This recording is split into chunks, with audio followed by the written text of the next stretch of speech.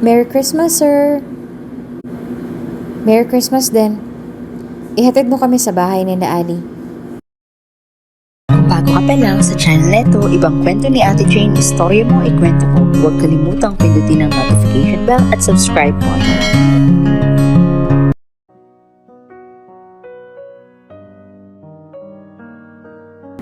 Ang ika-21 kabanata. Sobrang gulat ang nararamdaman nila Jenny at Trevor. Hindi nila inaasahan ang biglang pagdating ni Hugo at wala man lang itong pasabi at talaga namang biglaan talaga. Can we talk? Tanong ni Trevor kay Hugo at tumango naman si Hugo. Kinalmahan niya lamang dahil ipinangako niya sa mga bata na pagbalik niya ay kasama niya na si Jenny at bubuuhin na niya ang kanilang pamilya. Naalala pa ni Hugo kung paano niya kinumbinsi ang mga bata. Daddy, gusto kong sumama. Excited na ako makita si Mama. Wika ni Jana at kumapit pa sa binata. Hindi pwede, Jana eh. Di ba gusto mong makita si Mama? Dapat papakabait ka kay tita ha. Susunduin ko si Mama niyo, okay po ba? Pagbalik ko, bubuksan na natin ang mga regalo. Wika ni Hugo at nakumbinsi naman ang mga bata. Doon na nagpasya si Hugo na magtungo sa Canada at buuhin ang kanyang pamilya. Kailan ka pa pumunta dito sa Canada? Tanong ni Trevor kay Hugo at napabalik naman si Hugo sa realidad. Para bang na-miss ni Hugo ang ganitong usapan nila ni Trevor dahil palagi na lamang casual ang kanilang usapan. Kaninang umaga ako nagpasya na magtungo dito. Nakita ko kasi sa mga bata kung gaano sila kalungkot na wala sa piling nila ang kanilang ina. Ngunit sawi ako. Congrats ha. Wika ni Hugo at natawa naman si Trevor. Hindi ba sa'yo nabanggit ni Ali na ikakasal na ako kay Anika? Anong sinasabi mo dyan? Hanggang ngayon, ikaw pa din ang mahal ni Jenny. Wala naman akong feelings for her. Tama na nagkamali ako noon. May kasalanan ako sa'yo. Wika ni Trevor at naguluhan naman si Hugo. Ikakasal na kayo ni Anika. Pero bakit magkasama kayo ni Jenny? Anong kasalanan mo sa akin? Naguguluhan ako. Wika ni Hugo at gulong-gulo. Biglang lumuhod si Trevor at nag-umpisa ng magpaliwanag. We had an affair. Kami ni Ira noon. At ako din ang dahilan kung bakit siya namatay. Nabuntis ko siya at nalaman na yun ng daddy mo at ikay nahiya siya. So she did those things. Alam kong kasalanan ko kung bakit mo naranasan lahat ng yon. Alam kong selfish ako dahil tinago kong katotohanan. Sana mapatawad mo ako. Wika ni Trevor at doon na nagbagsakan ang mga luha ni Hugo sa mata. Leave! Ngayon na! Sigaw ni Hugo dahil hindi niya alam kung ano pa ba ang kanyang mararamdaman. Umalis si Trevor at naiwan doon si Hugo na tulala at umiiyak. Tumabi sa kanya si Jenny at tumitig sa mga mata ni Hugo. I have something to tell you. Wika ni Jenny, ngunit nahuna kay Hugo ang pangungulila kay Jenny. Niyakap niya si Jenny at tinitigan sa mga mata. You don't need to say something. Hindi mo kailangang magpaliwanag dahil naiintindihan ko ang lahat. Simula na makilala kita, hanggang ngayon ay mahal na mahal kita. Jenny, gusto ko na buuhin na natin ang ating pamilya na matagal nang nawalay sa isa't isa. Miss na miss ka na ng mga bata. Sana naman sumama ka na sa akin. Wika ni Hugo at tumango naman si Jenny. Pwede bang after ng wedding nila Anika tayo umuwi? Sakto natin sa Pasko. Wika ni Jenny at pumayag naman si Hugo. Matapos ang pangyayaring iyon ay sabay na dumalaw sa kasal ni Trevor sila Jenny at Hugo. At siguro ito na ang oras para magkapatawaran ang dating magkaibigan. Salamat at dumalo kayo. Wika ni Anika at kinabayan sila Hugo. Siyempre naman, congrats sa inyo. Wika ni Jenny at lumapit naman si Hugo sa kanila. Congrats, Trevor. Kalimutan na natin na nakaraan at maging masaya na lang sa hinaharap. Wika ni Hugo at niyakap ang dating kaibigan. Masayang kumain sila Jenny at Hugo sa reception at matapos ang event ay nagpasya sila ni Jenny na umuwi ng Pinas. Excited na akong yakapin ng mga bata, wika ni Jenny at magkahawak kamay silang sumakay ng eroplano. Ako din, excited na ako. Oo nga pala, pasensya na sa mga sinabi sa'yo ni Dad. Huwag kang mag-alala, hindi na tayo magugulo pa ni Dad, wika ni Hugo na ikinataka ni Jenny. Anong ibig mong sabihin? Takang tanong ni Jenny at naguguluhan na tumingin kay Hugo. Alam mo kasi simula noong araw na sinabi sa akin ni Ali ang katotohanan, ay umalis na ako sa poder ni Dad. Pinutol ko ang koneksyon ko sa kanya. Noong una nahirapan ako maghanap ng trabaho dahil hinaharangan niya yon. Ngunit dahil sa tulong ni Mommy, nakapasok ako sa mga kumpanya ng asawa niya. Hindi naging madali noong una, pero nang kalauna nasanay din ako. At nang makaipon na ako nagtayo ko ng sarili kong business at naging malago iyon, wika ni Hugo. At natuwa naman si Jenny na marinig ang successful na nakamit ni Hugo. Sa tagal ni Jenny sa Canada ay malaki-laki na rin ang naipon niya at nakabili na siya ng bahay sa Pinas. At masaya si Jenny dahil pagbalik niya ay balak niyang itayo ang pangarap niyang restaurant. Ikaw Jenny, anong plano mo? Tanong ni Hugo kay Jenny at seryosong ngumingin. Gusto kong magtayo ng sariling restaurant, wika ni Jenny at napangiti naman si Hugo. I will support you, wika ni Hugo at niyakap niya si Jenny. Magkayakap sila Jenny at nakatingin sa bintana ng eroplano. Tinanaw nila ang magandang langit at nasaya itong pinagmasdan. Matutuwa ang mga bata sa pagbalik mo. Miss na miss ka na nila wika ni Hugo at ngumiti. Ako din, miss na miss ko na sila. Salamat Hugo sa pagiging maalalahanin at maunawain. Alam kong malaking kasalanan ko sa'yo at laking pasasalamat ko dahil pinatawad mo ko at palagi kang nandyan para sa akin. Para sa amin ng mga bata, sobrang sayang nararamdaman ko dahil hindi mo hinahayaang lamunin ka ng galit.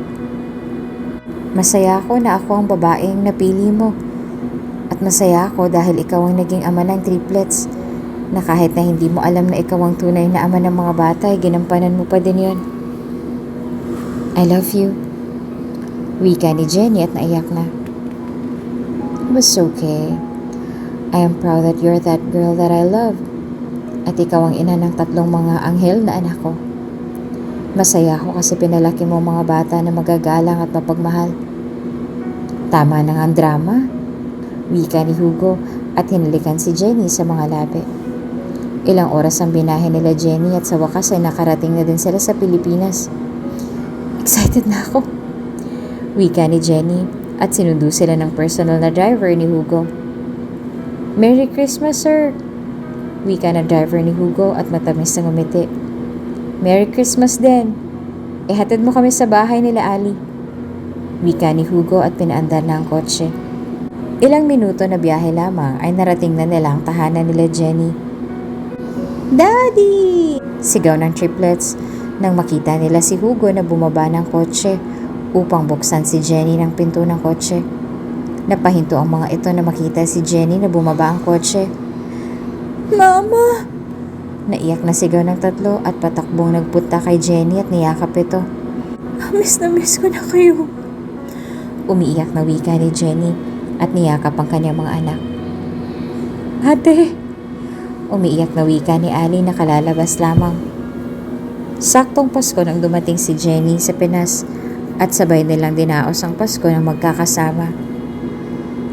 Ito para kay Jeremiah, masayang wika ni Jenny. Gabi na at ngayon nila napagdesisyonan na buksan ang mga regalo. Yay! Masayang wika ni Jeremiah at binuksan ang kanyang regalo. Wow, book! Wika ni Joseph habang nakatingin sa regalong natanggap ng kanyang kakambal. Ito naman ay kay Jana, wika ni Hugo at agad na lumapit si Jana upang tanggapin ang kanyang regalo. Wow, kitchen materials!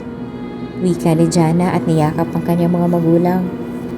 Huling nakatanggap ng regalo ay si Joseph. Wow, ang ganda!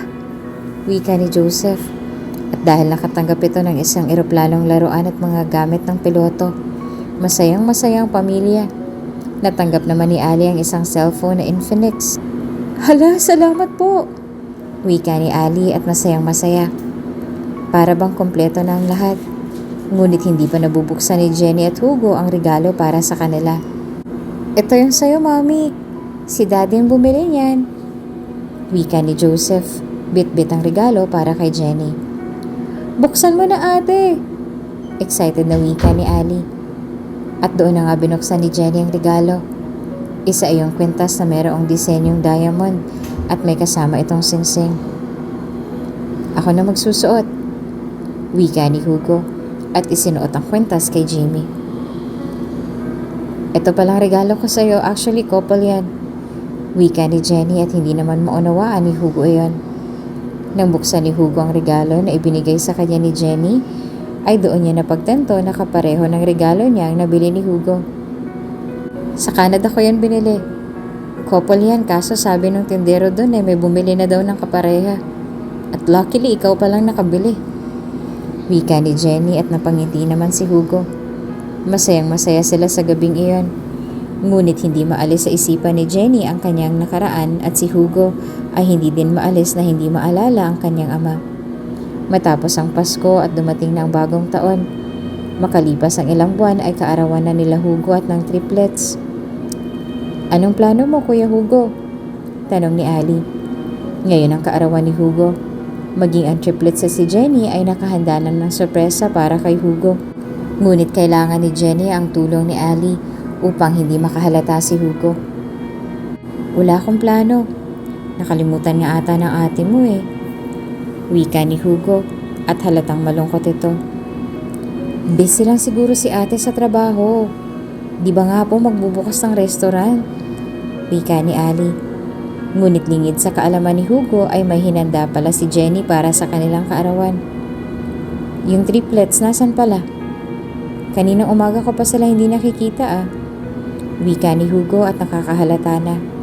Simula kasi na umuwi siya sa Pinas, sila Jenny at Hugo ay nagsama na sa kanilang isang bahay. Kasama si ate. Tara na kuya, ngayon ang opening ng restaurant. Dapat nandun tayo. Wika ni Ali at napakunot naman ng noo si Hugo. Hindi ba nung nakaraan pa binuksan ang restaurant? Takang tanong ni Hugo. Naguguluhan siya sa mga nangyayari at para bang may nangyayari na hindi niya alam. Basta, tara na. Wika ni Ali at umalis na sila ng bahay. Sumama na lamang si Hugo at kahit na nagtataka ay naging kalmado siya. Pagdating sa restaurant ay agad nakita ni Hugo ang mga kandila at mga bulaklak maging ang tarpaulin na happy birthday. Naiiyak na bumaba si Hugo at patakbong niyakap si Jenny. You made this? Tanong ni Hugo habang yakap-yakap si Jenny. Oo naman. Happy birthday my husband. Wika ni Jenny at hinalikan si Hugo sa labi.